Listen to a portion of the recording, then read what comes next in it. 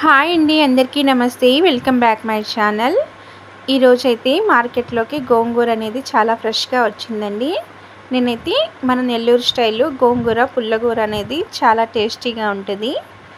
ముందుగా అయితే 4 కట్టల గోంగూర నేను బాగా ఉప్పు నీళ్ళల్లో వాష్ చేసి పెట్టుకున్నానండి.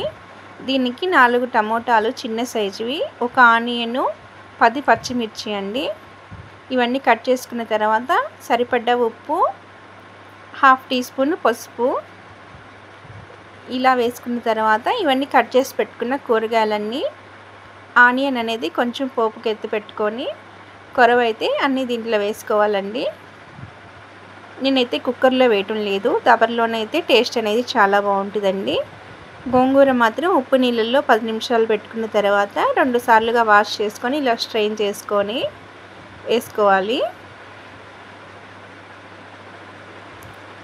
ఎందుకంటే ఆకుకూరలు వేయనా ఇసుక అనేది ఉంటుందండి, అందుకు మనం 2 సార్లుగా వాష్ చేసుకోవాలి.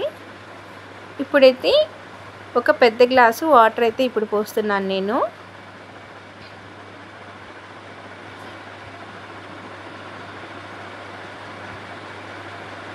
మనం కుక్కర్లో వేసే కన్నా ఇలా దబర్లో చేసుకుంటే చాలా టేస్టీగా ఉంటుందండి. ఇప్పుడైతే స్టవ్ ఆన్ చేసుకొని మూత అనేది పెట్టుకొని కాసేపు చెక్ చేసుకుంటూ ఉండాలండి. మధ్య మధ్యలో అయితే మనం ఇలా మూత పెట్టిన తర్వాత ఉడికేటప్పుడు పొంగు అనేది వస్తుంది. ఇది ఒక 10 నిమిషాలు బాగా ఉడికిన తర్వాత ఇలా కలుపుతూ ఉండాలండి మధ్య మధ్యలో.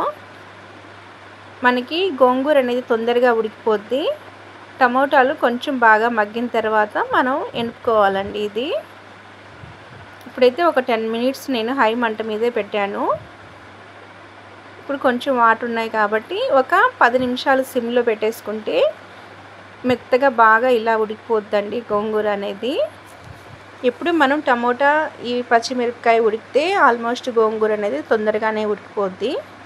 ఇప్పుడైతే ఎనుపుకున్న తర్వాత పోపు అనేది రెడీ చేసుకుందాము.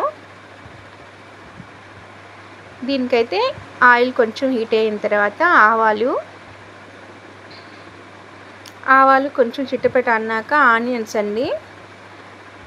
నేనైతే ఒక ఎండుమిర్చి కానీ, ఇది ఆనియన్స్ అనేది కొంచెం బ్రౌన్గా రావాలి. ఆనియన్ బ్రౌన్గా వస్తేనే పోపు అనేది టేస్ట్గా ఉంటుంది. ఇప్పుడు 2 మట్టల కరివేపాకు. ఇప్పుడు దీంట్లోనే డైరెక్ట్గా మనం ఎనుపుకున్న గోంగూర వేసుకుంటే టేస్ట్ అనేది చాలా కమ్మగా ఉంటుందండి. ఇది 2 డేస్ అయినా కానీ పాడవదు. అంతేనండి, గోంగూర పులుసు కూర అయితే రెడీ అయిపోయింది. మన వీడియో కానీ మీకు నచ్చితే లైక్ చేయండి, షేర్ చేయండి. ప్లీజ్ సబ్స్క్రైబర్ అనేది చేసుకొని నా వీడియోస్కి మీ సపోర్ట్ అనేది చాలా అవసరం అండి.